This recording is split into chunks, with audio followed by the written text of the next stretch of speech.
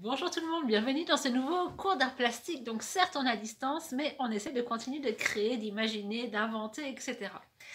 Donc aujourd'hui on va réaliser une sorte de nature morte qui va être inspirée du mouvement du cubisme, un mouvement artistique qui est né au début du XXe siècle, où l'idée c'était de déconstruire relativement tout ce qui était image, objet, sortir du réalisme, sortir de la représentation parfaite, c'est-à-dire qu'on ne cherchait pas à avoir quelque chose qui pouvait ressembler à une photographie, même si à l'époque la photographie était peu courante.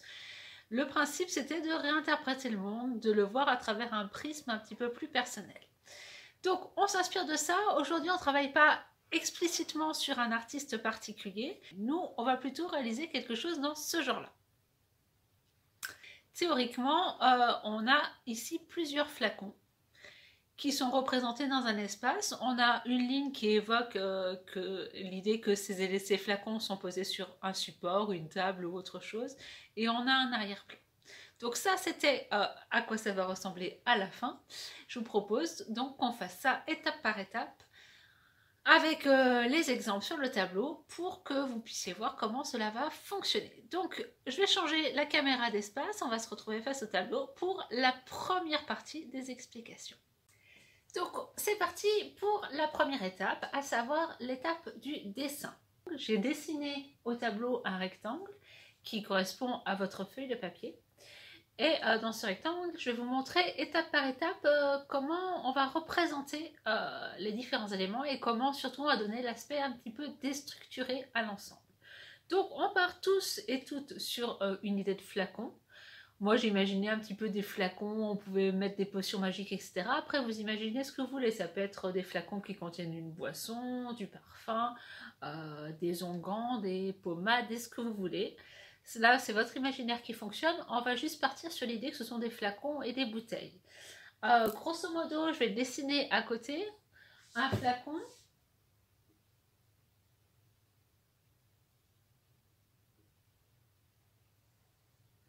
On va avoir le corps comme ceci, avec l'idée que, vu qu'on dessine légèrement en perspective, le bas n'est pas plat, comme on pourrait le faire d'habitude, mais légèrement arrondi. Et la bouteille ou le flacon est transparent, donc on va faire l'arrondi complet. Notre bouteille, notre flacon est donc quelque chose en volume, comme un flacon de peinture, hein, ça fonctionne de la même manière. Et si on veut le représenter en perspective, on va dessiner quelque chose comme ceci. On a donc le goulot, le corps de la bouteille, on rajoute la partie supérieure. Donc là, vous remarquerez, même chose comme en bas, j'ai fait ce qu'on appelle une ellipse qui ressemble à ceci. C'est un rond aplati qui donne l'idée qu'on a quelque chose qui n'est pas plat mais qui est en relief. Donc vous allez essayer de les faire. Le principe, c'est de les faire relativement aplatis pour qu'on ait vraiment l'impression qu'on a un flacon qui est relativement près de nous. Et il faut en faire une en haut et une en bas. Ça, c'est comment on fait les flacons. L'idée dans votre feuille, c'est d'en faire environ 3. 3, c'est le minimum. Vous pouvez en faire 4, voire 5. On ne va pas à plus de 5 par contre. Donc, vous allez les disposer dans la feuille. Votre feuille est grande. Vous essayez de faire des flacons qui ne soient pas tout rikiki petits comme ceci. Ça, c'est beaucoup trop petit, bien évidemment, parce que même si j'en fais 3, ça ne va pas prendre beaucoup de place dans la feuille. On est d'accord. Donc, on en fait 3. Je vous ai fait un modèle ici. Ça ne veut pas dire qu'ils sont tous faits de cette manière-là. Moi, je vais en faire un notamment qui est plus large que les autres. Et puis 2 qui seront plus fins. Un qui sera un peu plus grand, l'autre qui sera un peu plus petit. L'idée, c'est de ne pas avoir 3 fois les mêmes. Ce n'est pas nécessairement ce qui est le plus intéressant, mais d'en faire 3 différents sur le même modèle. Je vous montre et ensuite, c'est à vous de faire.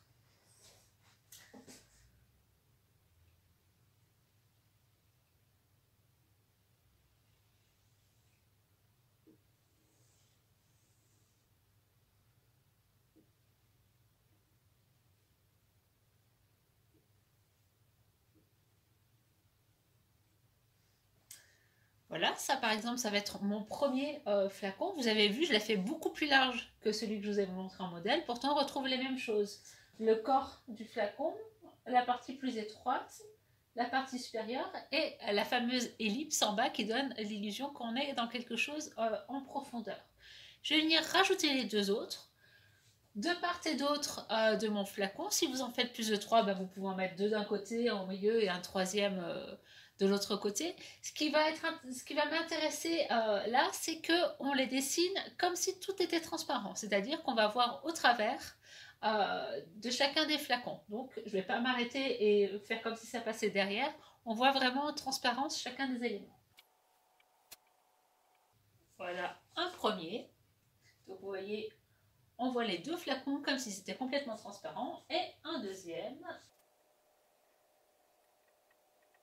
Voilà, j'ai donc mes 3 flacons qui sont maintenant représentés. Ils ne sont pas tous de la même taille, ils ne sont pas tous de la même épaisseur, c'est ça qui est intéressant. Comme je vous le rappelle, j'ai dit 3, ça peut être 4, ça peut être 5, pas plus de 5. Pas plus de 5 par contre. Donc maintenant, je vais vous laisser appuyer sur le bouton pause et on se retrouve dès que vous avez terminé pour la suite des explications. La suite maintenant, on imagine donc ce sont nos bouteilles, elles sont présentes dans un espace. Donc pour ça, il va falloir matérialiser une ligne. Je l'appelle souvent la ligne de la table, vous imaginez que c'est une table ou autre chose, peu importe. Mais nos bouteilles ne sont pas en train de flotter dans les airs. Même s'il y a une potion magique à l'intérieur, ce ne sont pas des bouteilles qui volent. Ce sont des bouteilles qui sont posées sur quelque chose. Donc on va tracer un trait qui donne l'impression que nos éléments sont posés sur quelque chose. En temps normal, le trait serait parfaitement droit. Là, on va passer à l'intérieur de la bouteille et souvent, vous vous amuserez à vérifier, ne serait-ce qu'avec un verre d'eau.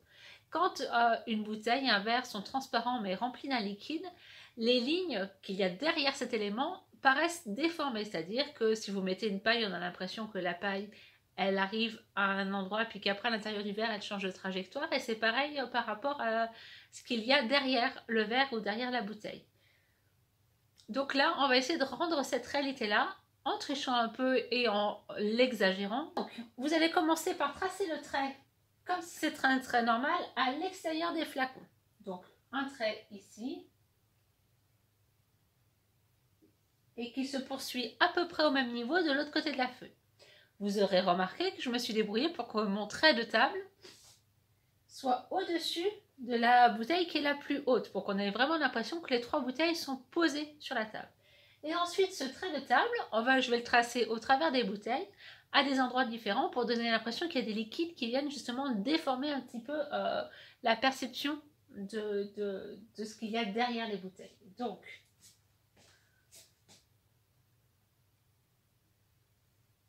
une ici, par exemple. Une là, un peu en dessous de la première, et puis la troisième qui va être encore différente ici. Donc cette ligne de table qui est censée être complètement droite, elle est déformée, elle est au-dessus, au-dessus, en dessous. Elle n'est pas parfaitement droite. Ça, c'est l'étape numéro 2. Pareil, je vous mets sur pause et je vous laisse dessiner ça. Après, vous rappuyez sur lecture et on poursuit. Maintenant, on imagine que ces bouteilles sont placées dans un endroit où il y a de la lumière. Donc, on va tracer ce qu'on appelle une ombre portée. Une ombre portée, c'est quand on a un objet qui a de la lumière, elle va projeter une ombre. Comme vous, quand vous marchez dans la rue, qu'il y a beaucoup de soleil, vous avez votre ombre devant vous, derrière vous, sur les côtés, selon où est positionné le soleil par rapport à vous. Donc là, pareil, ces bouteilles, on va imaginer qu'il y a une lumière qui est plutôt derrière elles, et elles ont une ombre qui se dessine sur la table. Comme tout à l'heure, les bouteilles sont transparentes, donc on voit les ombres de toutes les bouteilles, même au travers. Exemple.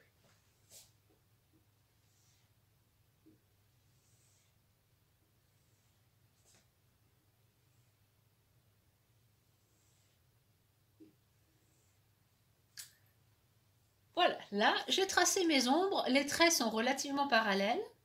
C'est pas grave si c'est pas de la géométrie parfaite, mais par contre, on peut pas avoir un trait qui part là et puis un autre trait qui part dans ce sens-là. Il faut quand même que ça fasse une ombre relativement continue. Je vous laisse faire ça. On fait ensuite la dernière étape du dessin. Bien, maintenant, on a nos bouteilles qui sont posées sur la table, on a les ombres, on a les bouteilles qui sont transparentes, etc. On va dessiner des motifs sur le mur qui est derrière les bouteilles. On va choisir un mur avec des pans rayés. Donc il va s'agir de tracer des rayures et comme c'était le cas pour la ligne de terre, la ligne de table, les rayures vont apparaître dans les bouteilles mais légèrement décalées. D'accord? Pareil, je vous montre et puis vous ferez une petite pause et vous dessinerez à votre tour. Donc une première rayure qui n'est pas déformée parce qu'elle ne passe par aucune bouteille. Donc ça c'est la première rayure de mon mur. Ensuite j'en fais une deuxième ici. Et là, à l'intérieur de ma bouteille, elle va être déformée. Donc la rayure, elle n'est pas à la suite du trait que j'ai commencé. Vous remarquerez que la rayure s'arrête là où j'ai fait ma ligne de table tout à l'heure.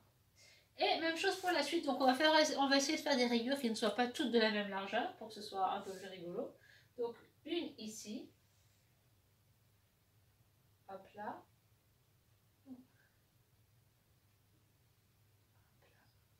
une autre ici,